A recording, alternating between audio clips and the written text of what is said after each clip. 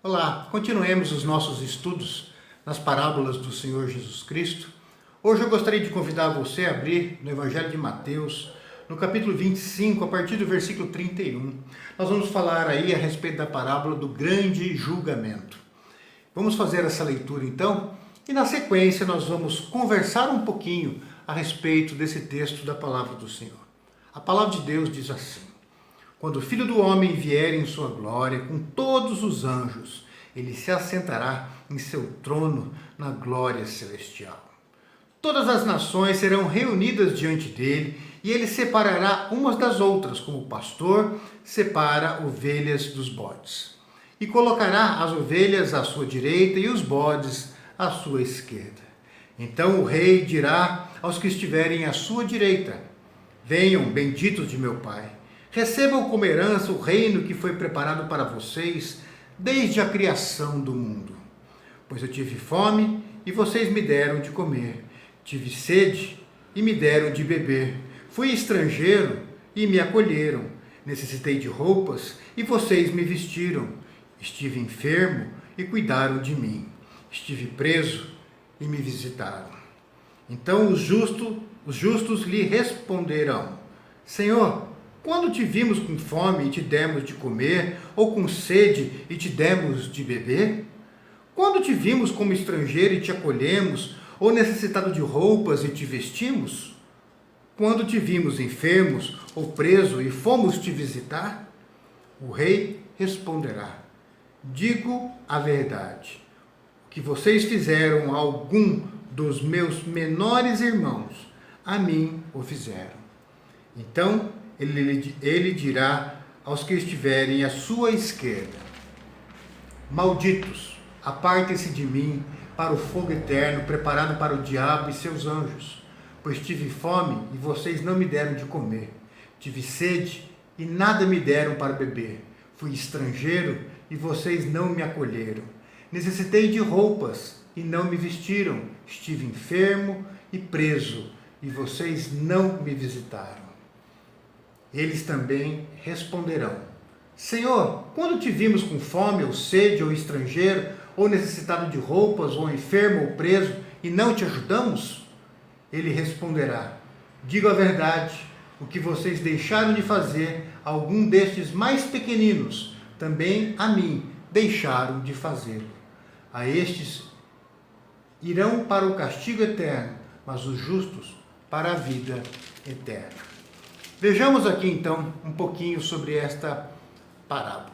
Vamos aprender um pouquinho algumas coisas inicialmente. Primeiro, Jesus fala aqui a respeito de ovelhas e bodes em um mesmo pasto. Uma coisa interessante, uma diferença entre as ovelhas e os bodes aqui, em primeiro lugar, é que as ovelhas, elas respondiam prontamente à voz do pastor. Quando o pastor chegava no fim de tarde e chamava, as ovelhas vinham ao seu encontro, porque elas reconheciam a voz do pastor. Já os bodes, eles nem sempre respondiam. Quando eles achavam que tinham coisa mais importante para fazer, eles continuavam ali, ou pastando, ou bebendo a sua aguinha, ou fazendo qualquer outra coisa. As ovelhas respondem prontamente à voz do pastor. Elas se colocam totalmente dependentes da direção do pastor. O bode não. O bode responde segundo dá na telha, segundo a cabeça dele. Às vezes ele responde e às vezes ele não responde. Esse é um texto que Jesus está falando a respeito do dia do julgamento, de um grande julgamento, quando fala que vai separar nações e nações, povos e povos, etnias e etnias, e cada grupo vai ser julgado. Então esse texto é interessante, porque ele mostra para a gente que o ser humano ele é julgado individualmente, mas também cada grupo vai ser julgado ali diante de Deus pelos seus comportamentos. Mas vamos então prosseguir. Ele coloca dois grupos. As ovelhas, esses que respondem à voz do bom pastor, são colocadas à direita de Jesus, do rei, do juiz naquele dia.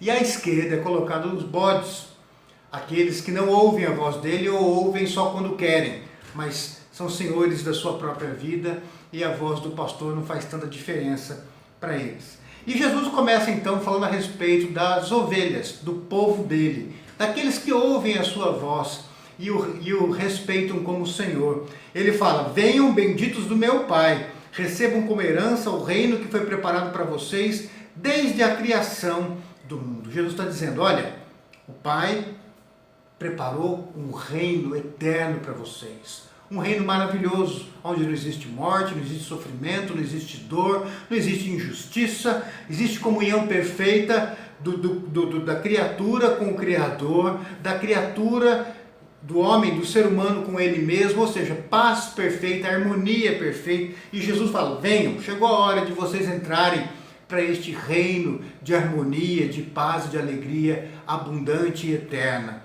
E ele chama essas ovelhas, ele chama o seu povo para perto dele. E ele deixa aqui bem claro o comportamento dessas ovelhas, desses que são verdadeiramente povo de Deus. Ele fala assim: entrem para este reino preparado para vocês desde antes da fundação do mundo.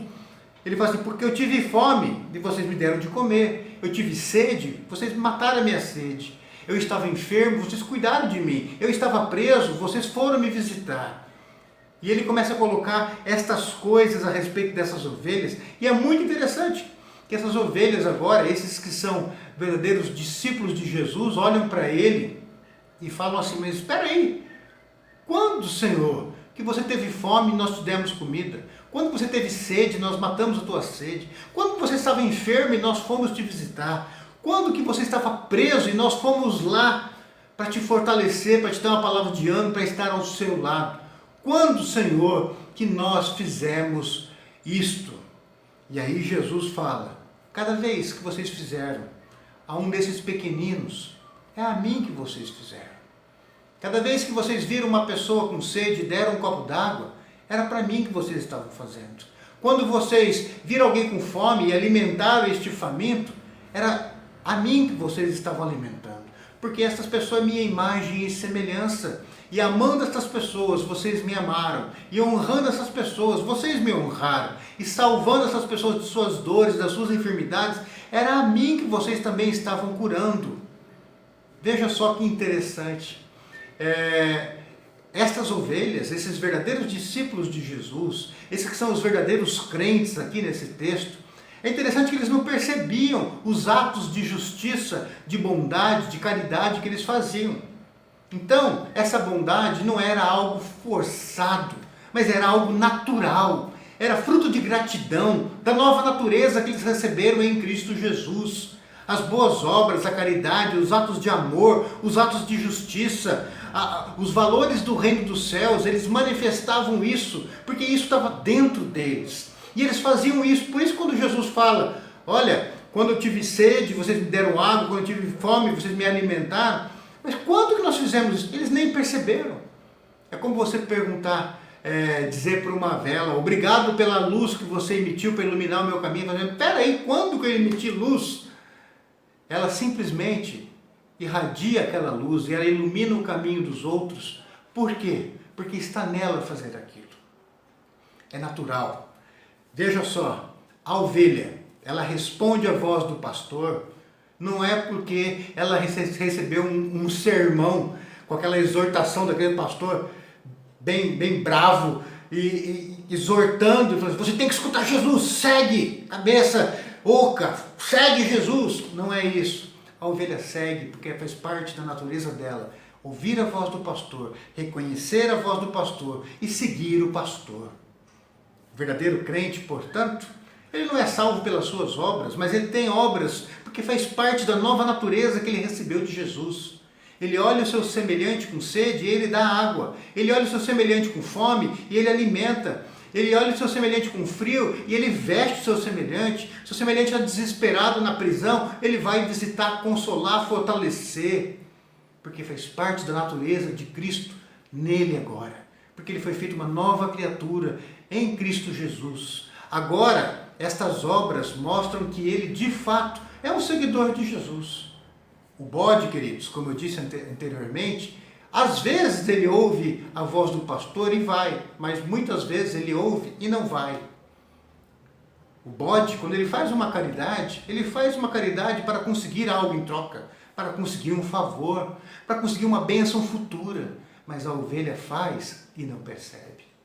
A ovelha faz porque faz parte da natureza dela. O crente, portanto, ele crê em Cristo, ele prega Cristo e ele vive Cristo.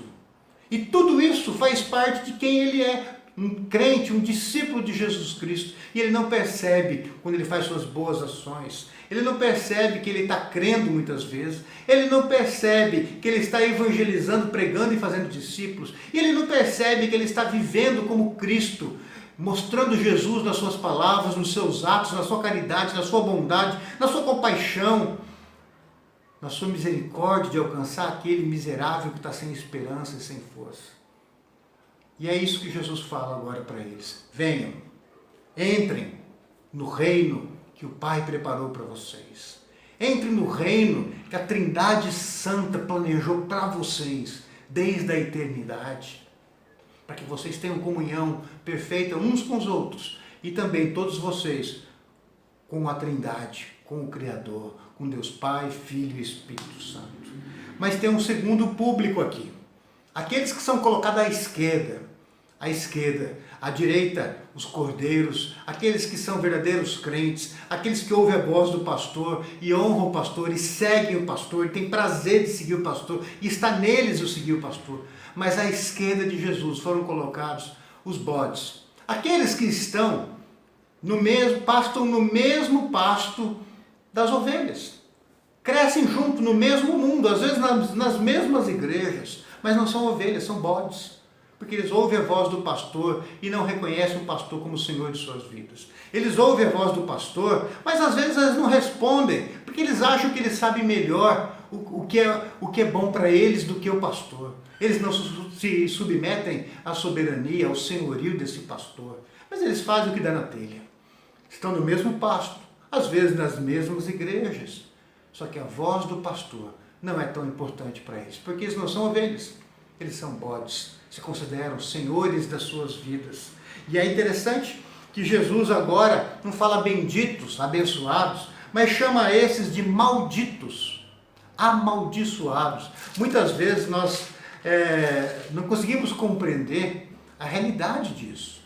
Mas por que Jesus está chamando aquelas pessoas de malditos, de amaldiçoados? Sabe por quê, queridos? Porque de fato eles são.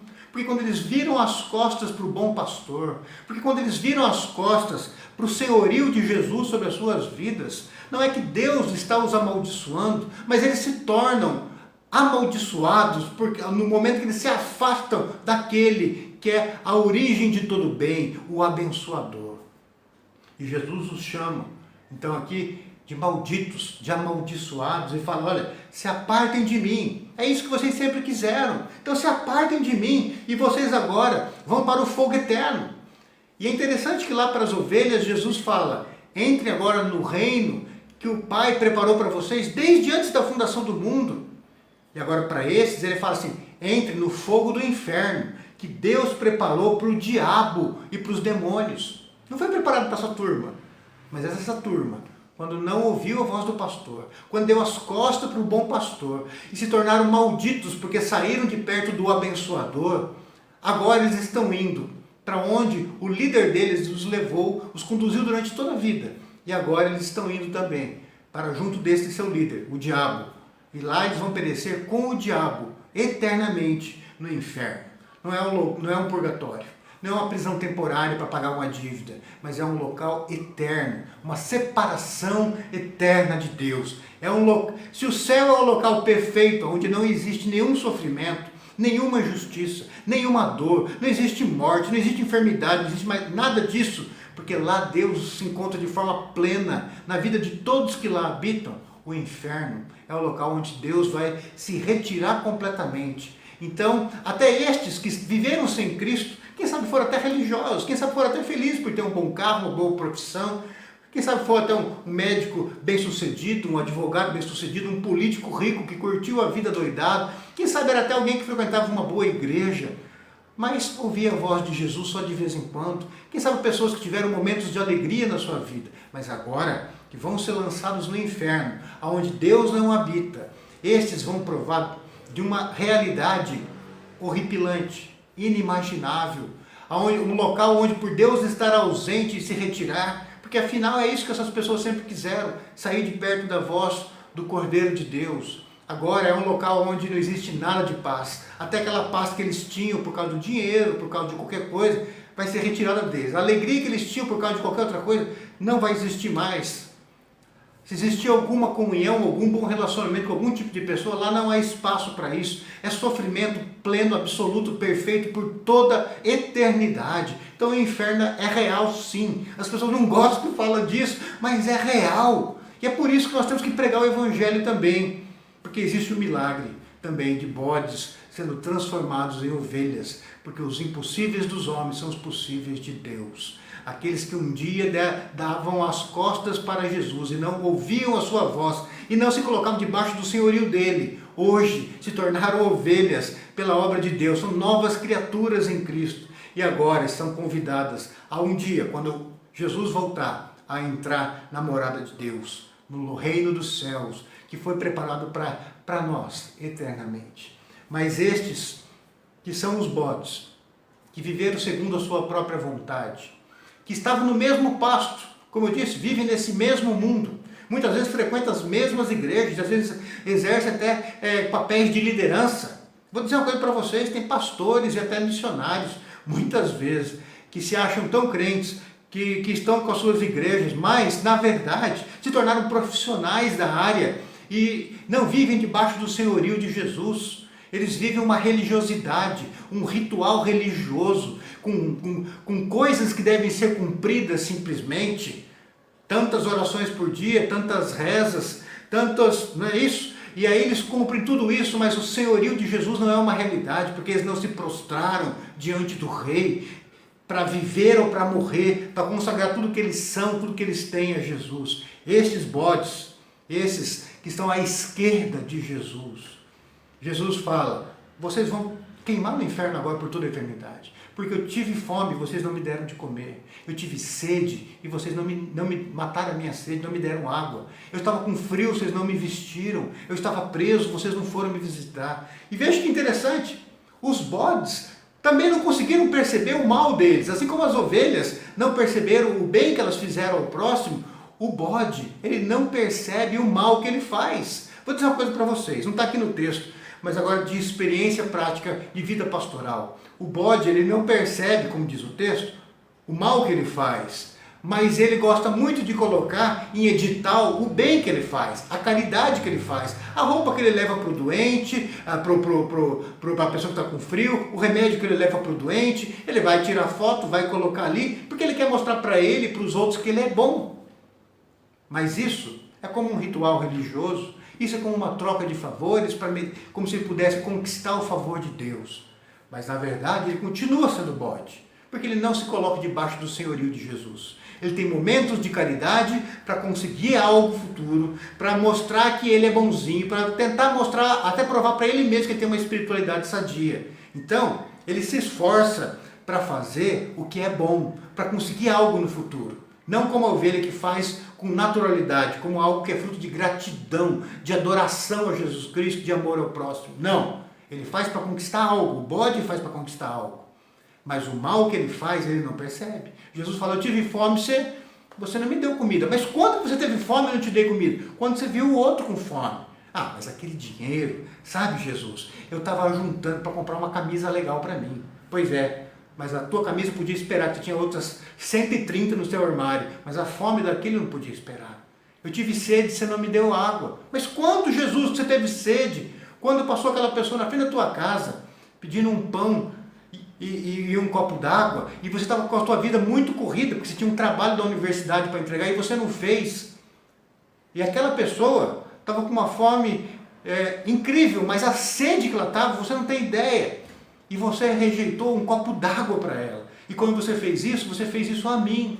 E aí Jesus vai mostrando a maldade do bode, o desamor do bode, e mostrando para o bode que os atos de bondade dele foram atos de negociação simplesmente, para conseguir um favor no céu um dia. E Jesus rejeita esse tipo de negociação. Não existe essa negociação. E aí Jesus fala então, vai para o lugar que foi preparado para o demônio, o diabo e seus demônios, e você vai ser lançado lá. E essa vai ser a tua eternidade. A morte eterna, queridos, que é a morte de inferno, não é que a pessoa vai deixar de existir. A morte eterna é uma morte espiritual, de punição espiritual da própria pessoa. E ela vai sofrer. Isso é real. É o castigo eterno. Jesus fala nesse texto: esses irão para o castigo eterno, mas os justos para a vida eterna.